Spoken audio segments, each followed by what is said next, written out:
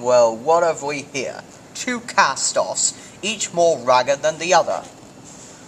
Eumaeus, where did you find such a beggar? Give him to me. I'll put him to work scraping stores. Ha! No, he's learned his dodges too well.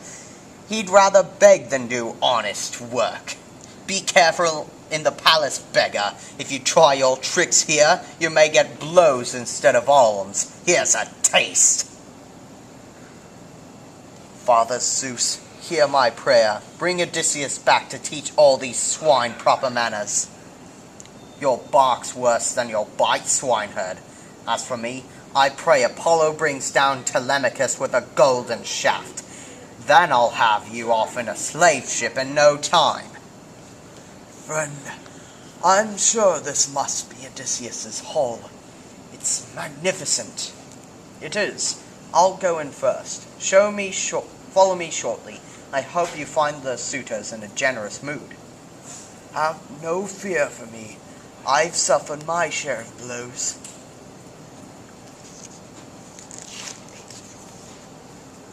Why does this dog lie in the dung here? He looks like he might once have been a fine hound. Argos is his name. Odysseus raised him from a pup, and he was not full grown when his master left for Troy. Yet he was the fastest and bravest in the hunt. Old age and misery are his masters now. He's waited almost 20 years for Odysseus' return.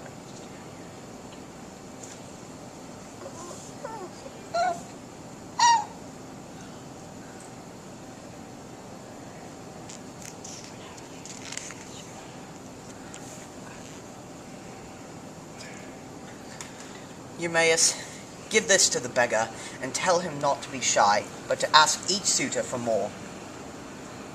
Who is this beggar? Where did he come from?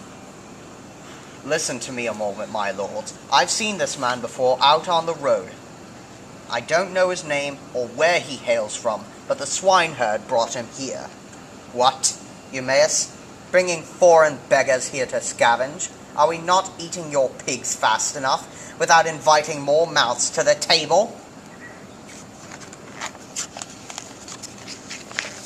Thank you, Antinous, for your kind concern about my goods, but don't begrudge the beggar.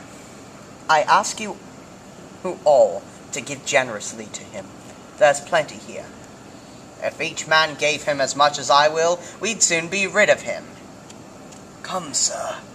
You're not the poorest man here by your looks. No, I'd say you're the noblest, and so you should have the most. I, too, was a rich man till fortune brought me low. I led a crew of men to Egypt once. Good gods, what evil wind blew in this pest? Get him away from me. It's a pity you have more looks than sense. You sit there eating another man's food, and won't give me a few scraps. Think you'll get away with that? You shouldn't have done that, Antinous. What if he was a god in disguise? Who is this stranger you've brought? Does he have any news from abroad? Lady, the fellow escaped from slavers, but he said that once he was a rich man in Crete. His stories are marvelous. I stayed up listening to him all night and never grew tired of them. He claims to have heard news of your husband, too. Near at hand in the rich land of Thesprotia, he says. The gods grant it may be so. Bring him here. I wish to hear his story for myself. What? Did you not bring him? Does he refuse my request? No, but he is afraid, and wisely too, I think, to stir the suitors' jealous violence. He says it is better to wait until night, when the suitors leave and you can question him in private. That beggar is no fool. He sees how it might go with these bullies. Get up, old man, and shove off. You're sitting in my place. There's room here for 2, and plenty of food to be had for a fellow beggar. Only drop your talk of fighting. It might annoy me. Oh, listen to him. Rough talk. I'll knock every tooth out of your head, old fool. Friends, what have we here? The gods have sent us such an entertainment as we never could have hoped for. Iris and the stranger will fight for their supper. Listen now, whoever wins this bout will have the choicest dinner meat, the goat's stomach stuffed with blood and fat, lying there on the fire, and the loser will never come begging round here again. An old man has no business fighting a young buck, but my stomach drives me on. I'll do it, only let no one intervene to help either of us. What a build! The thighs this fellow had under his rags. Iris asked for it, and now he'll get it. You spineless sack of guts, afraid of an old man? Listen to me, if you let him beat you, I'll ship you off to King Echetus of Epirus. I hear he likes to skin men alive after he rips out their guts to feed to his hunting dogs.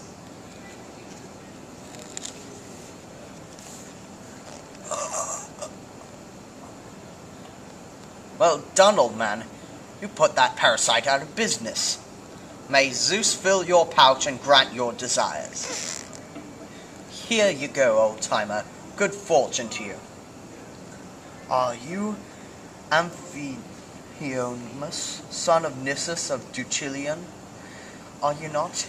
You seem like a sensible lad. Why not quit the company of these vultures? Mark my words, if you keep on like this, some catastrophe will befall you all.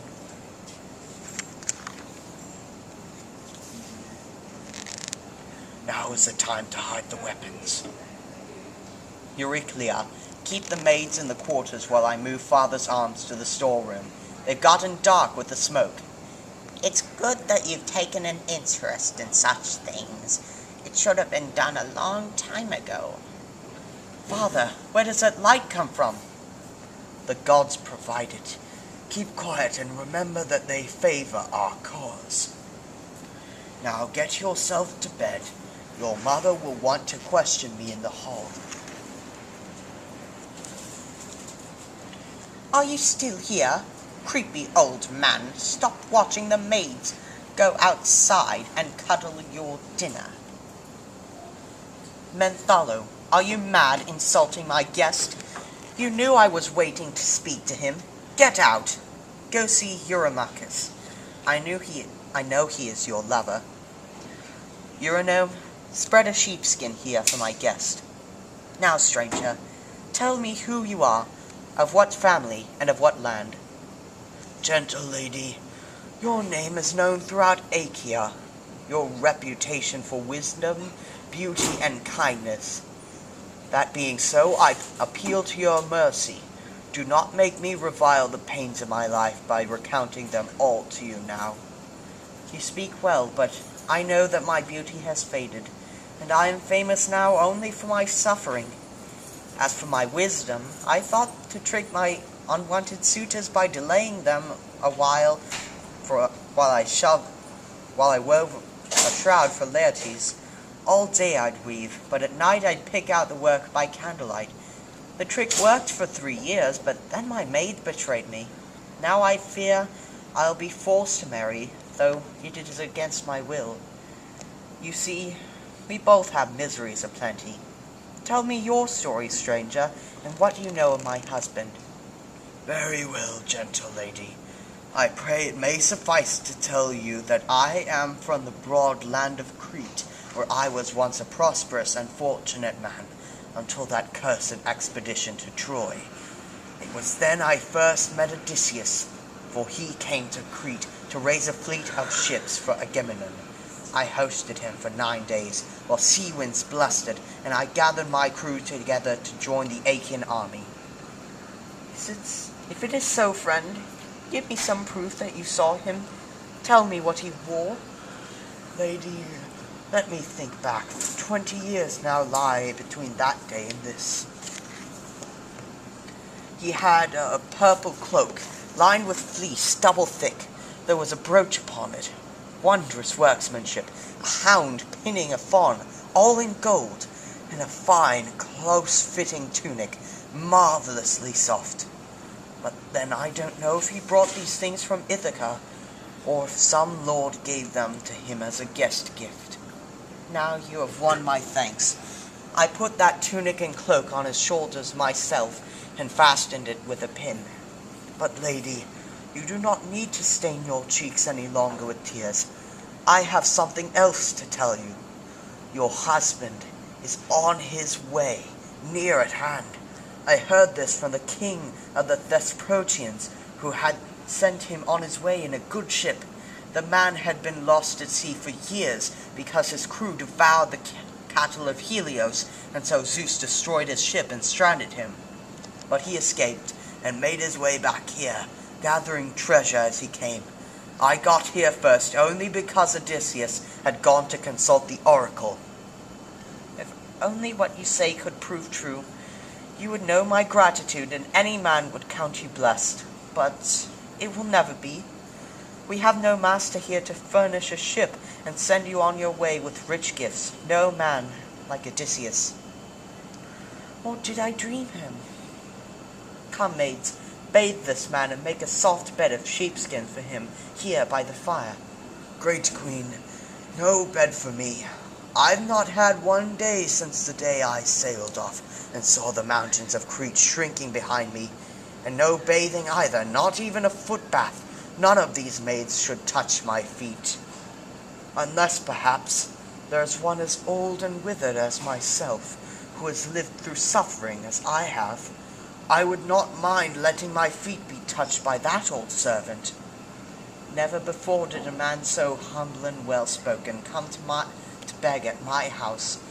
I have just such an old maidservant. She nursed my husband when he was a baby.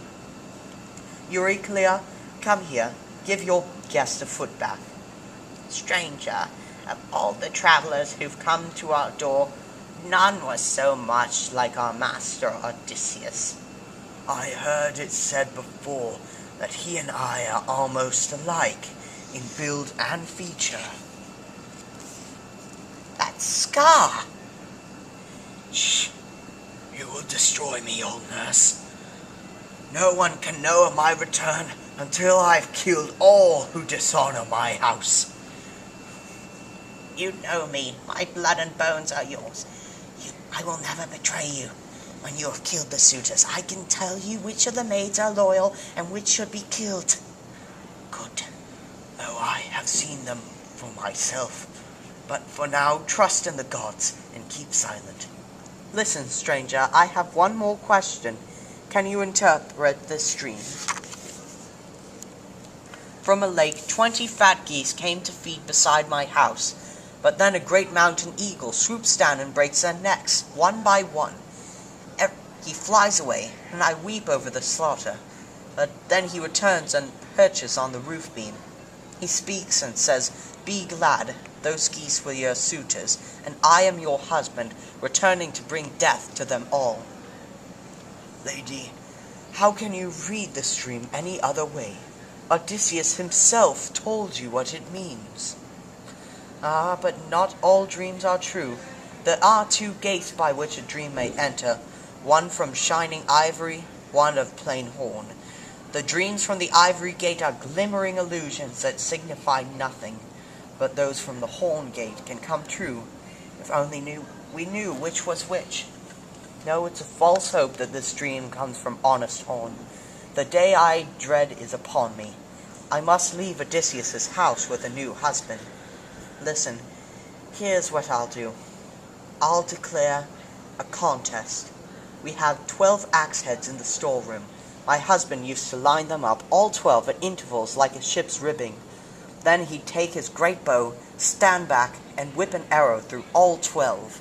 Tomorrow, I'll pose this challenge to the suitors and marry the one who succeeds in stringing the bow and putting an arrow through the axe heads, whoever he may be.